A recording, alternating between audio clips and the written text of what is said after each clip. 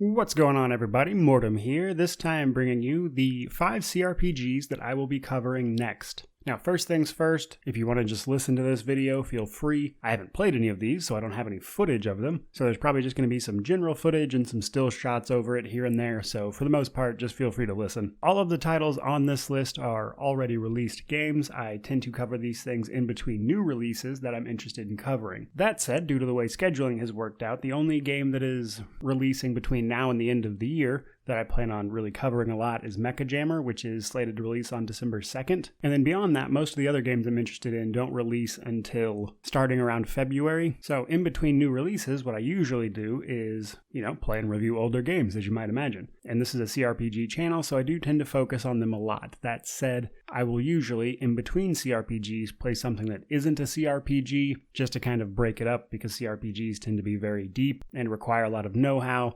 And when you get into them a ton to cover them, it helps me personally to just step away from it, take a break, play a different game, and then hop into the next one afterwards. But with no further ado, these games in no particular order are going to be Icewind Dale Enhanced Edition. This is kind of to just finish up the Infinity Engine titles that I have played and reviewed previously, as well as their enhanced editions. And I believe Icewind Dale is the only one I've got left on that list to cover, so it's about time I get around to it. I have played Icewind Dale a little bit before, but it was many years ago, and it was not the enhanced edition. Then next up after that, we have the Shadowrun Trilogy. Now this is a bit of a caveat because this is technically 3 games. However, I'm told they're all very similar in their mechanics, that is to say the way the game plays, the way you make your characters, etc. And moreover, I'm told each of the 3 is fairly short, so I'm going to play through the first one, see how I feel about it, and I might just wind up covering the trilogy as one whole thing. But I'm going to play that one by ear and kind of see how I feel about it.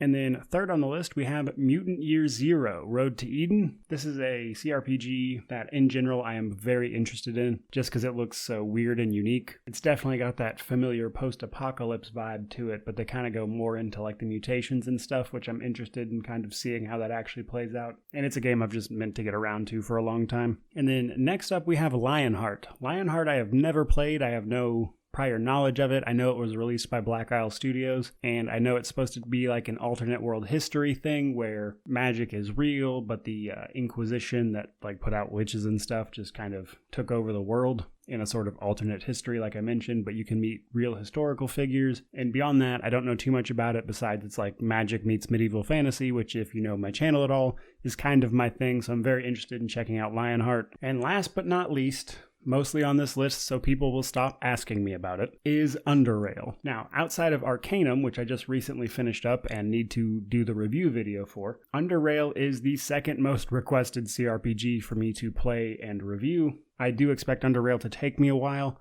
I have done a little bit of research into Underrail just because people ask me about it so much, but I personally have not played it. And most of the research I have done tells me that it's an old school turn-based RPG that is very difficult if you don't play with certain builds. And beyond that, I don't know too much about it because I haven't played it, of course. I'm very interested in finding out about it, and again, this is one of those things that people keep asking me to play it, and I've been meaning to get around to it forever, so at some point you gotta commit, and here we are. So there you go, guys. There is a little look ahead at the CRPGs I will be covering in the future. Again, hopefully I will have all of these wrapped up by the start of February. That's actually my goal. Underrail might throw a bit of a wrench in that. The rest of them are fairly short, and I should put this in the video somewhere, but I do plan on reviewing after 100% all of the applicable games, which is why I believe Underrail is probably going to take me the longest. Icewind Dale should be super easy, to be honest with you, because I've played it before. I know AD&D from playing Baldur's Gate 1 and 2 like the back of my hand, so I do not expect Icewind Dale to take very long. Mutant Year Zero, I have no idea. It might, but the other ones that don't have achievements because they're super old, I don't really plan on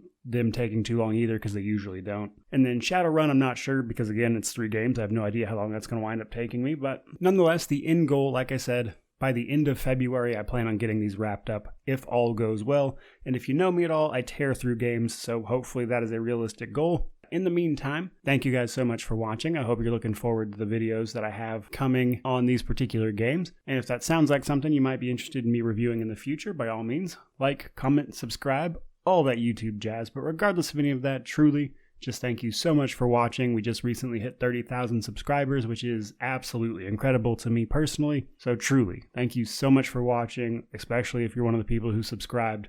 Thank you. May you wander in wisdom and have an amazing day.